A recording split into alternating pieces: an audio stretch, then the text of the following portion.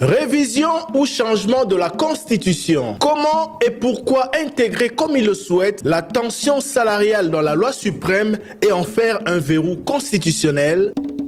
Face à face spécial ce mardi 24 décembre après le journal de 19h avec Michel Bongongo, professeur en philosophie politique, ancien ministre de la fonction publique et du budget. Rediffusion le mercredi 25 décembre après le journal de minuit, après le journal de 7h. Professeur Michel Bongongo Ikolindombo, bonjour. Bonjour, M. Thierry. Vous êtes professeur d'université, docteur en philosophie politique, ancien ministre d'État au budget et à la fonction publique. Vous avez même été pendant 7 mois intérimaire à la défense nationale. Vous êtes donc acteur politique depuis de nombreuses années en République démocratique du Congo, mais ici on vous prend comme scientifique, car dans ce débat sur la révision ou le changement de la Constitution, vous avez réfléchi et contrairement à d'autres qui évoquent plutôt des arguments politiques, vous préférez vous focaliser sur le social. Pourquoi? La Constitution, M. Thierry, est l'expression écrite des préoccupations majeures d'un peuple à un moment donné de l'histoire de son pays. Or, dans la situation actuelle, les préoccupations majeures de la population, c'est l'amélioration des conditions de vie, c'est l'amélioration du social. Comment allons-nous améliorer le social si le salaire qui produit le social est en panne? C'est ainsi que j'ai pensé qu'à la faveur de l'initiative du chef de l'État qui demande au peuple congolais de réfléchir sur la réforme constitutionnelle, j'ai pensé qu'un des thèmes majeurs de cette réforme constitutionnelle, ce sont les salaires. Comment réfléchir sur les salaires et comment en faire une condition à inscrire dans la Constitution? Les salaires, il faut créer des mécanismes qui vont permettre que le salarié, le travailleur, ne soit pas à la merci des humeurs des employeurs, des humeurs des décideurs politiques. À cause de ces humeurs, c'est la raison pour laquelle aujourd'hui, nous avons à tout moment des revendications, des grèves, des frustrations, des violences sociales.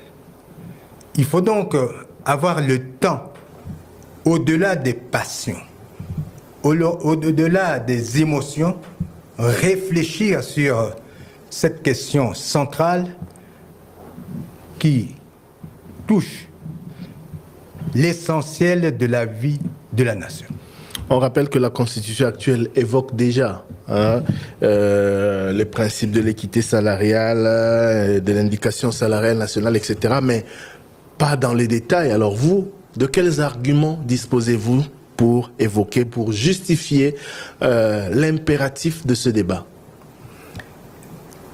Les arguments sont d'ordre économique, social, politique et juridique.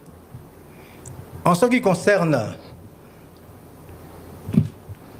l'argument économique, garantir une croissance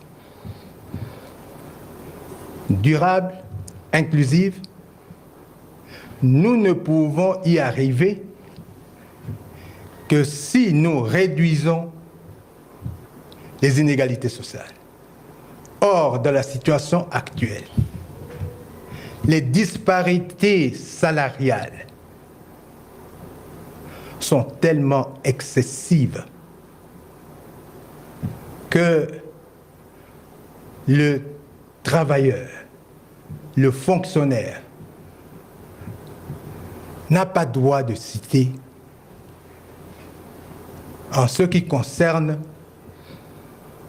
la demande intérieure, en ce qui concerne la consommation de ce qui se produit dans notre pays. Mais comment y arriver, professeur? Vous avez été plusieurs fois ministre, je l'ai rappelé dans mon introduction.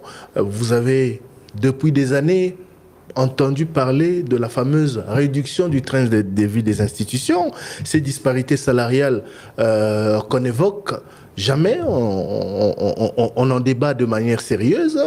La réduction du train de vie des institutions, au finish, ce n'est qu'un vœu pieux, parce que personne ne veut vraiment s'engager sur cette voie, et la conséquence est là, vous l'avez dit, le fonctionnaire se retrouve avec 100 $ ou un peu moins, alors que le ministre, le président de la République et les responsables des institutions se retrouvent avec 100 fois, voire 1000 fois plus que le salaire du fonctionnaire.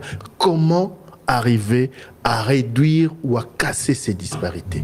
Pour casser ces disparités, il faut faire de la tension salariale un verrou constitutionnel. C'est-à-dire? C'est-à-dire que, à l'issue du référendum, de ce qui va se passer en ce qui concerne la réforme constitutionnelle, il y aura des articles, des dispositions votées par le souverain primaire et qui devront être exécutoires. C'est ainsi que le fonctionnaire, le travailleur, ne sera plus à la merci des décideurs politiques, des décideurs économiques. Qu'est-ce qui devrait être couché dans la prochaine constitution, comme vous le souhaitez, qui irait dans ce sens-là? Parce que la constitution ne doit pas fixer les salaires des uns et des autres. Qu'est-ce qui doit être couché pour que cela ait un impact sur la vie du fonctionnaire, la vie du citoyen lambda? Nous allons parler des principes de l'équité salariale.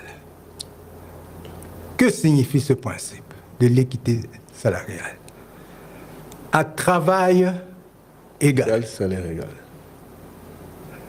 Compétence égale et rendement égal. Tous les travailleurs ont droit à une rémunération égale sans discrimination. Ce principe n'existe déjà pas dans l'actuelle Constitution? Ce principe n'est pas dit clairement dans la Constitution. La Constitution évoque de façon vague. Ici, nous n'allons plus passer à des vœux pieux, à des intentions. Nous allons mettre en place des mécanismes de valorisation du travail de fonctionnaires, du travail des travailleurs. Concrètement, je vous ai présenté comme ancien ministre, mais vous avez été également législateur. Et durant plusieurs années, récemment vous étiez sénateur de la République d'ailleurs, concrètement, qu'est-ce qui doit être couché sur la nouvelle loi suprême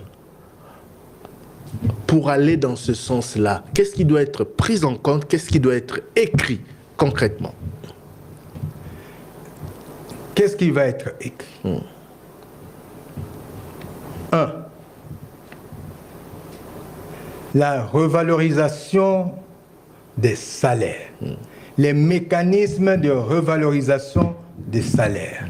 Il faut que nous ayons de façon permanente une commission des représentants de l'État, des représentants des employeurs, des représentants des travailleurs, pour que ensemble ils puissent veiller à cette revalorisation. Nous allons proposé aussi que l'État mette en place un fonds national de garantie des salaires. C'est-à-dire que quand nous allons avoir des crises économiques, quand nous allons avoir des difficultés et que les employeurs ou même l'État a des difficultés, il faut un fonds qui puisse permettre à l'État de réduire ces difficultés en permettant aux travailleurs d'avoir des salaires décents. Et l'argent pour alimenter ce fonds viendrait d'où? L'argent qui va être alimenté par ce fonds, c'est par l'État, c'est par les employeurs, essentiellement. Et c'est possible. Alors, réduction des inégalités salariales, nous ne sommes que dans le point en rapport avec l'argument économique. Comment cela va se passer? Je parle à l'ancien ministre, en même temps à l'ancien sénateur. Il faut que ceux qui sont en haut puissent descendre d'un cran, ou que ceux qui sont en bas puissent rejoindre ceux qui sont en haut en termes de tension salariale. Il faut mettre en place un indice national, un indice salarial national.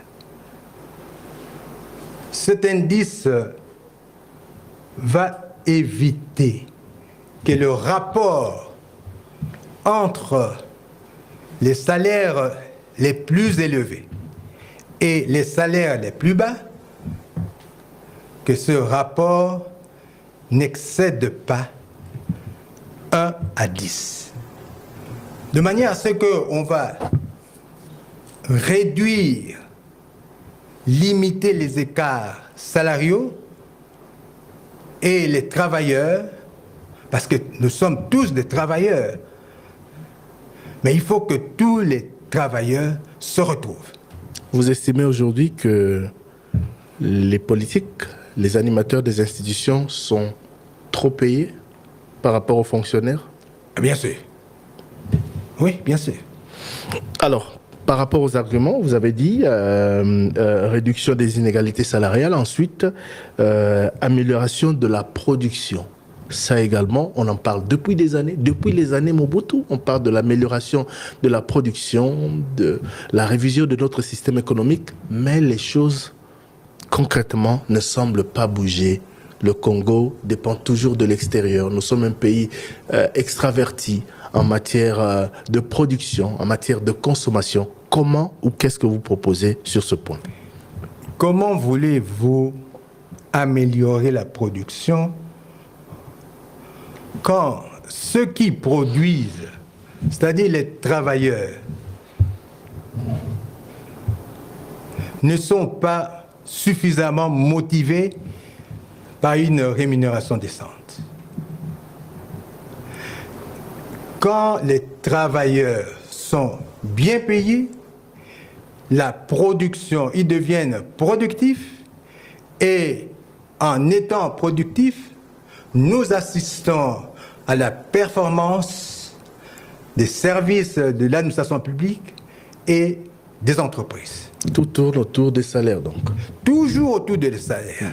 Alors, vous avez dit tout à l'heure que les animateurs des institutions de la République, selon vous, sont trop payés. Pourquoi ils sont trop payés? Ils ne sont pas trop payés. Mais par rapport aux travailleurs, qui sont les plus nombreux, par rapport à nous, parce que je suis aussi décideur politique, ça crée de l'injustice sociale. Mais pourquoi justement ils gagnent autant par rapport à d'autres travailleurs? Pourquoi? Vous avez été au cœur des décisions comme ministre, tout comme sénateur. Un déficit d'organisation sociale par rapport au bien-être des travailleurs. C'est fait à dessein? Les députés, les sénateurs qui votent le budget, c'est eux qui décident de qui va avoir quoi. C'est là que tout se prend comme décision. Alors, comment vous l'expliquez? C'est une décision, et c'est ainsi que je suis d'accord avec cette réforme constitutionnelle initiée par le chef de l'État. C'est une décision politique importante pour la vie de la nation. Beaucoup disent que même si on réduisait de 50% le train de vie de toutes les institutions, ça ne pourra pas augmenter de manière sensible les salaires du fonctionnaire. Qu'est-ce que vous répondez?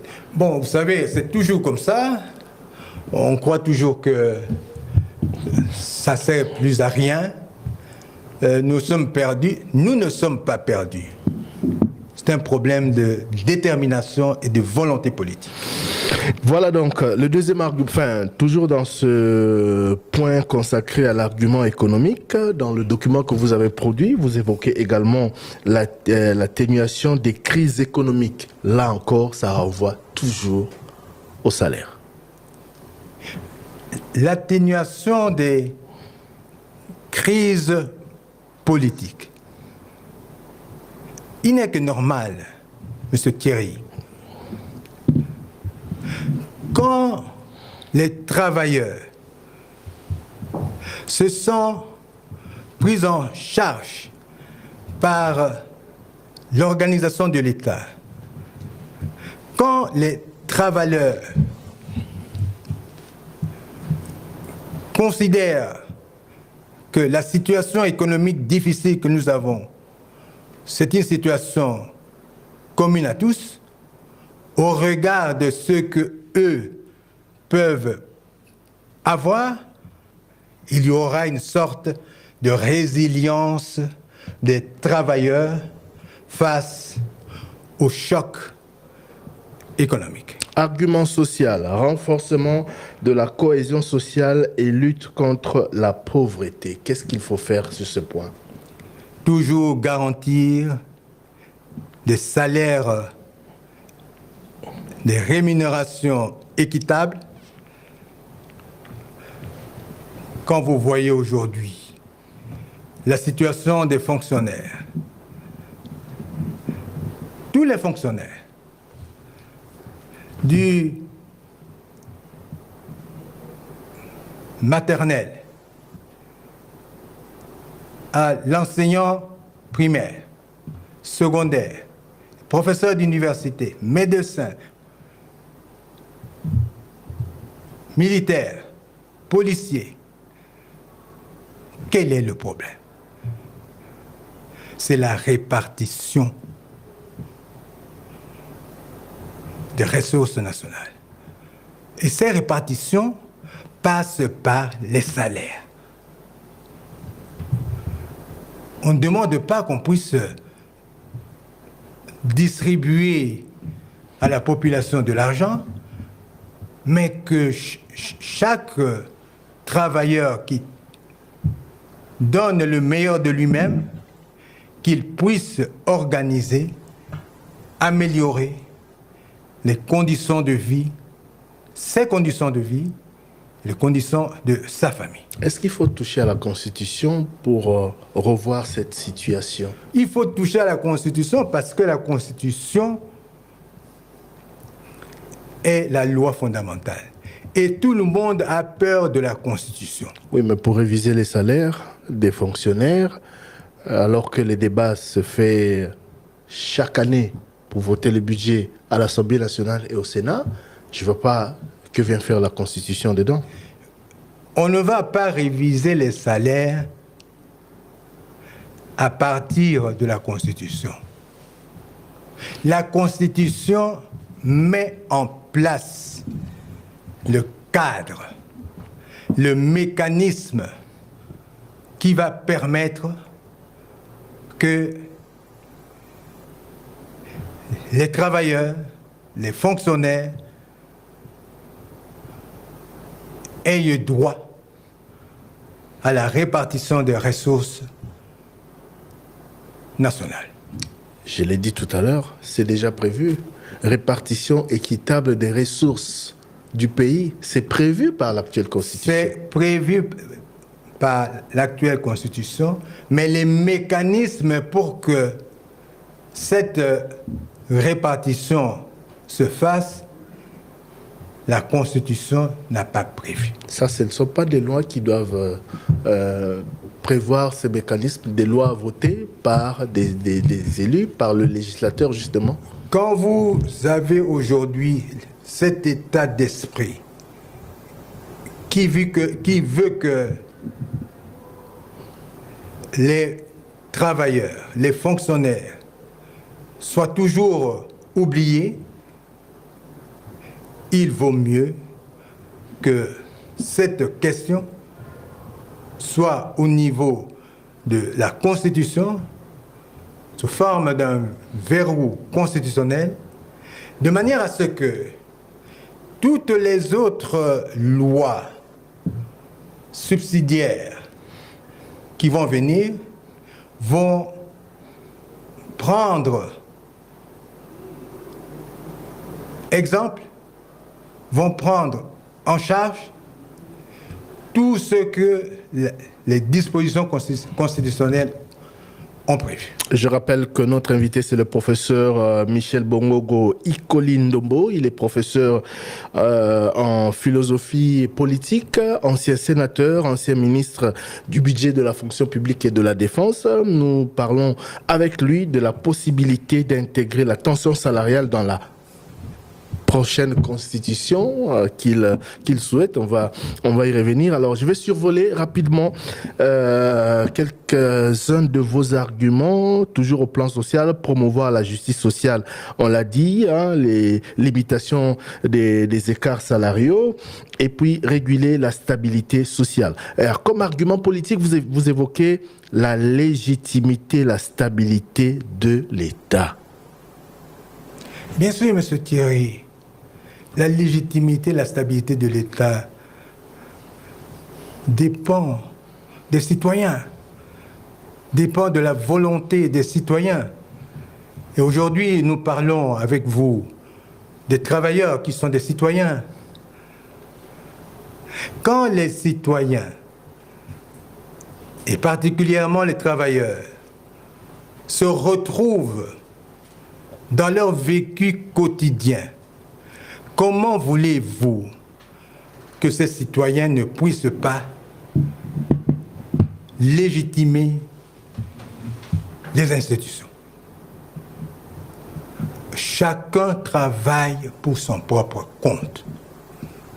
Et les institutions sont là, c'est pour que les citoyens puissent avoir un bien-être meilleur, pour que les travailleurs s'identifient dans tout ce qui se fait dans notre pays, dans nos institutions.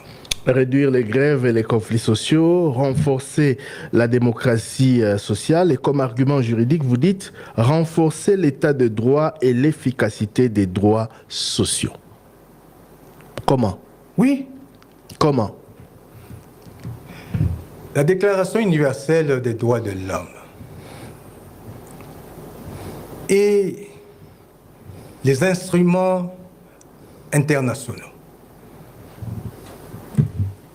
nous rappellent le droit à une rémunération équitable pour tous les travailleurs. Il n'est que normal que si nous entrons dans cette direction, ce sera une occasion pour notre pays de confirmer ses engagements au niveau international. Mais tout cela, professeur, tout cela, on en a déjà entendu parler, tout cela est prévu par notre législation, mettre la RDC en conformité avec les droits fondamentaux. on en parle déjà avec l'OHADA depuis plusieurs années. Protéger les travailleurs congolais contre les abus, c'est prévu par la loi.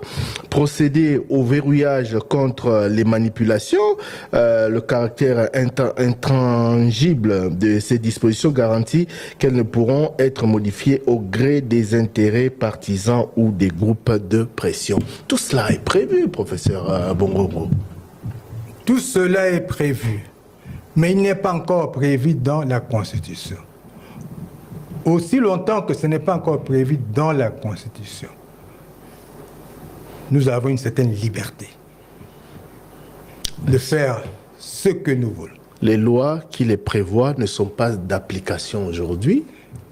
Vous pensez que si demain la Constitution les prévoit, ça sera appliqué, alors que le système reste le même? Mais les travailleurs auront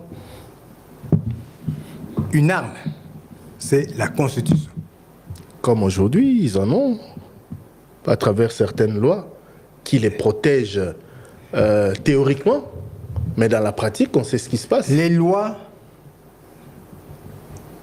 à ne pas confondre avec la loi fondamentale. Je suis d'accord avec vous, mais qu'est-ce qui nous garantit aujourd'hui que si tout ce que vous souhaitez, qui est déjà prévu par nos lois, est réversé dans la Constitution, ça sera plus respecté qu'aujourd'hui? C'est la volonté politique. Je pense que l'initiative que le chef de l'État a prise de réformer la Constitution, c'est l'expression d'une volonté politique. Et cette volonté politique doit être une volonté politique commune, parce que la situation est désastreuse. La situation sociale de la population est désastreuse. Vous soutenez cette initiative? Bien sûr. Le président dernièrement a parlé de réforme constitutionnelle. Vous êtes plutôt favorable à la révision ou au changement de la Constitution? Je suis pour la réforme constitutionnelle. C'est-à-dire? La réforme constitutionnelle... Le terme réforme est ambigu dans les débats actuels. Que vous parliez... peut vouloir réviser, peut vouloir dire réviser. Que vous parliez de changement. Que vous parliez de révision constitutionnelle. La révision constitutionnelle, ça... On pense plus à quelques changements de dispositions qui existent là. Et c'est ce qui est prévu par l'actuelle Constitution. Ok. Mais maintenant, au niveau de la réforme constitutionnelle, donc c'est un changement. Donc vous êtes favorable au changement? Je suis d'accord pour le changement.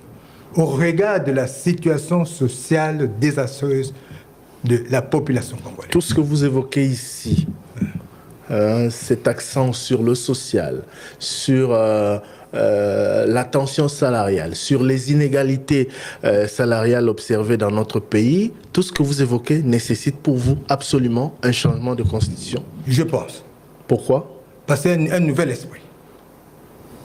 C'est un nouvel esprit qui va nous amener à changer nos mentalités, à changer la manière de diriger notre pays. Alors, je rappelle que nous avons affaire à un scientifique. Donc, on débat sans tenir compte des couleurs politiques, même si la vôtre, on la connaît. Alors, dites-nous, pour avoir été ancien ministre et ancien législateur, qu'est-ce qui bloque? Parce que ceux qui ne sont pas favorables à cette initiative du président de la République lui prêtent des intentions de vouloir se pérenniser au pouvoir et disent aussi, entre autres, que ce n'est pas le changement, ce n'est pas la constitution actuelle qui lui empêche d'améliorer le social du Congolais. Alors, pour avoir été aux affaires au niveau de l'exécutif et au niveau du législatif, jusqu'à récemment, qu'est-ce qui empêche à l'acteur politique congolais de revoir le social du Congolais et de prendre en compte tous ces éléments que vous évoquez? C'est la volonté politique. Qui n'existait pas hier et qui viendra demain à la faveur d'un changement de constitution Mais pourquoi il n'existait pas, justement? Pardon? Cette volonté politique, ce vœu de revoir le social, de l'améliorer, de revoir les salaires des fonctionnaires, etc., on en parle depuis des années. Vous avez été à la fonction publique, vous avez été au budget. Qu'est-ce qui empêchait hier qu'on y arrive et qui va permettre aujourd'hui qu'on améliore la situation? C'est notre égoïsme suranné en tant que décideurs politiques. Nous pensons plus à nous-mêmes qu'au reste de la population. C'est ainsi qu'il nous faut une loi qui s'impose à nous tous et que nous puissions transformer notre mentalité politique. Tant qu'il y aura la même classe politique C'est possible. qui ne respecte pas ou ne fait pas respecter les lois qui existent et qui prennent en compte toutes vos préoccupations, vous pensez que les choses vont changer simplement parce que la Constitution aura Mais changé? cette classe politique, elle n'est pas éternelle, M. Thierry. Pour l'heure, oui, c'est celle dont nous disposons. Oui, d'accord, mais elle n'est pas éternelle. Et la loi fondamentale, elle est très souvent pérenne. Donc ça prend du temps. Nous avons besoin de cette loi fondamentale parce qu'elle va nous permettre de transformer notre mentalité politique. Nous pensons trop à nous-mêmes comme décideurs politiques que penser à la majorité de la population. Professeur Bongoro, vous avez été pendant 2 ans ministre d'État au budget, 2014-2016, et pendant 5 ans ministre d'État à la fonction publique. Qu'est-ce qui empêche aux décideurs, à l'État, au gouvernement, de réviser le salaire du fonctionnaire congolais, le réviser sensiblement pour lui permettre de mener une vie digne d'un fonctionnaire de l'État? L'égoïsme, M. Thierry, je vous en parle en connaissance de cause. J'ai été au gouvernement. C'est l'égoïsme suranné des décideurs politiques que nous sommes. C'est ça le problème. Et je suis d'accord avec le président de la République quand il demande que nous puissions réviser, réformer tout ce que vous voulez. Vous pouvez utiliser tous les mots que vous voulez, mais il faut que un nouvel esprit puisse transcender nos comportements habituels. Le président de la République est là depuis 6 ans maintenant. Il va entamer sa 7e année dans quelques jours. Le président de la République a trouvé un système qui se pérennise malheureusement, qui, vous pensez, va changer avec une nouvelle constitution. L'état d'esprit ne sera plus le même alors que les animateurs sont les mêmes. Le président de la République, quand il a pris le pouvoir, il a été investi. Qu'est-ce qu'il avait dit? Il va déboulonner le système. Déboulonner ce système politique, social, ce n'est pas une mince affaire. C'est un travail de longue haleine. Et je suis avec lui parce qu'il faut que nous puissions déboulonner ce système pour que la majorité de la population congolaise se retrouve. Ce système que vous avez contribué à construire? Nous avons contribué à le construire et j'ai contribué aussi sans fausse modestie à le détruire. Pourquoi on n'en parle que maintenant? Pourquoi vous, du haut de vos 74 ans, du haut de votre expérience de ministre, de législateur, de professeur d'université, donc de scientifique, vous n'en parlez que maintenant? Je ne parle pas que maintenant, ici à Top Congo, mais j'en parle depuis 1981. Je parle de vous, pas de vos gens. Je parle de moi. J'en parle depuis 1981. Partout où j'étais, ce n'est pas pour me jeter des fleurs, je n'ai fait que m'occuper du social. Et ce n'est pas une mince affaire, je vous assure. Je parle de l'opportunisme du scientifique congolais. Depuis que le président de la République a parlé de réformes, changements ou révisions de la Constitution, beaucoup d'entre eux sont sortis du bois pour aller, comme c'était le cas il y a quelques années sous Joseph Kabila, dans le sens des dires du chef, entre guillemets.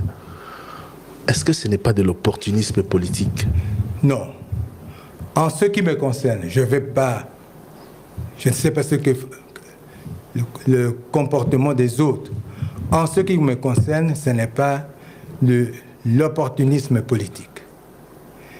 Ce que je dis, c'est l'expression de ce que je fais depuis 1981.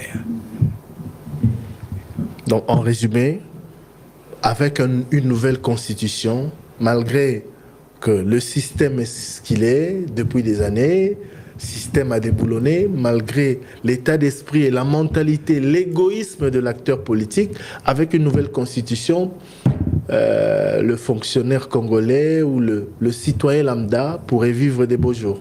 Rien qu'avec un nouveau texte suprême.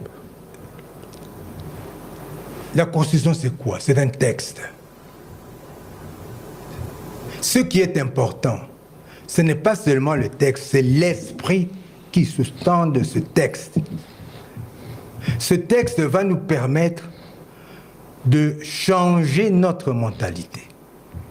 Ce texte va nous contraindre d'aller vers le bien-être des plus faibles. Dans le dernier point de votre réflexion, vous avez évoqué le fait d'inscrire la tension salariale comme parmi les points verrouillés de la prochaine constitution. Comment vous l'envisagez et sur quel point exactement? La tension salariale, c'est l'indice national salarial.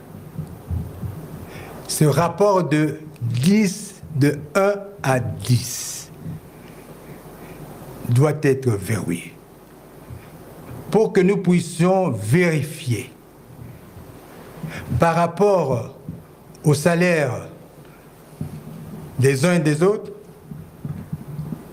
les plus élevés et les plus bas, ils doivent vivre dans ce rapport de 1 à 10. C'est ainsi que je pense qu'il faut verrouiller ça, pour justement protéger les plus faibles, les sans-voix. Vous avez à ce point confiance en l'homme politique congolais? Vous pensez vraiment qu'il va changer? Vous pensez vraiment qu'il va aller dans le sens de ce que vous souhaitez ou de ce que vous proposez? Thierry, l'homme politique congolais, ce n'est pas une damnée. Il peut à tout moment changer. Aussi longtemps que nous croyons que cet homme politique congolais que nous sommes perdus, mais le pays va être perdu. Le problème, ce n'est peut-être pas l'homme, mais c'est la mentalité qui se transmet tellement bien. Vous avez traversé des générations depuis Mobutu, vous êtes actif en politique. Les années changent, les générations changent, mais la mentalité ne change pas. Mais il faut changer la mentalité. D'où ma question. Mais comment? Mais justement par des textes comme ça, par des débats, par de la pédagogie, n'est-ce pas, politique, pour que les gens changent. Thierry, nous ne pouvons pas continuer comme ça. Des choses peuvent nous arriver. Les gens souffrent énormément. Et nous n'avons pas le droit de laisser toute une population victime de notre turpitude. J'aurais bien voulu vous entendre pousser ce coup de gueule il y a 10 ans, lorsque vous étiez aux affaires. J'aurais bien voulu vous entendre pousser ce coup de gueule il y a 10 ans, lorsque vous Thierry, étiez encore... j'étais lié au niveau du ministre de la fonction publique par le secret du gouvernement. Mais ceux qui ont été avec moi savent très bien c'est le sens de mon combat. Je l'ai vécu avec les syndicalistes et ce n'était pas une mince affaire. C'est le sens de ma vie. Je ne suis pas un opportuniste. Ce que je veux, c'est que cette population puisse devenir fière d'être congolais parce qu'elle participe à la consommation du patrimoine national. Que devient Michel Bongongo aujourd'hui, qui dit qu'il n'est pas opportuniste, mais on a vu qu'il est passé, comme beaucoup d'autres acteurs politiques, du FCC à l'Union sacrée de la nation. Si ce n'est pas de l'opportunisme, je ne sais pas comment le qualifier. Non, du FCC à l'Union sacrée, du FCC ou de Joseph Kabila à l'Union sacrée de la nation. Si j'ai quitté le FCC parce que j'avais demandé qu'on puisse restructurer le FCC et j'ai participé à cette restructuration, et quand je me suis rendu compte que on ne veut pas la restructuration, j'ai dit OK. C'est pour ça que j'ai quitté le FCC. Aujourd'hui, l'Union sacrée n'est pas sur les traces du FCC. Le président de la République s'en est plein lui-même. C'est-à-dire ? Le président de la République s'en est plein lui-même. Il a reçu il y a quelques jours les élus de sa famille politique. Mais je n'en disconviens pas. Je ne dis pas que lui... Les pratiques restent les mêmes. Non, je ne dis pas, M. Thierry, que le FCC, pardon, l'Union sacrée, c'est le paradis. Non, pas du tout. Mais il faut se battre là où vous êtes pour que les choses changent. Ce que je fais là, c'est pour que les choses changent.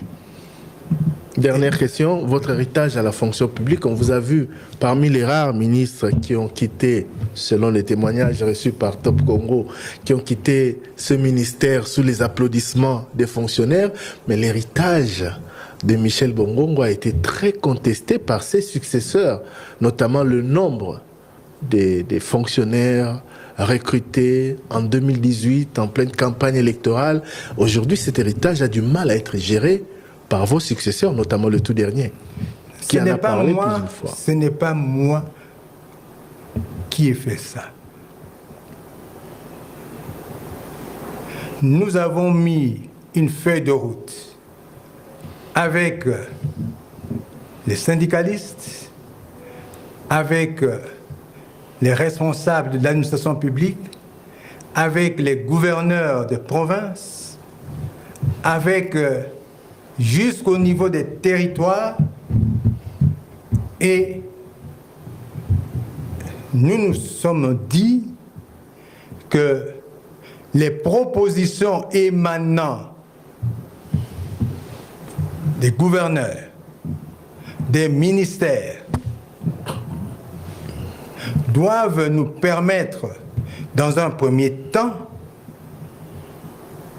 de recadrer la situation. Heureusement ou malheureusement, je suis parti, mais il y avait une feuille de route, et cette feuille de route est toujours là, et tous ceux qui m'ont suivi, ceux qui sont venus après moi, ils suivent cette feuille de route que nous avons fait ensemble en termes de cogestion. Je n'ai pris aucune décision quand j'étais à la fonction publique sans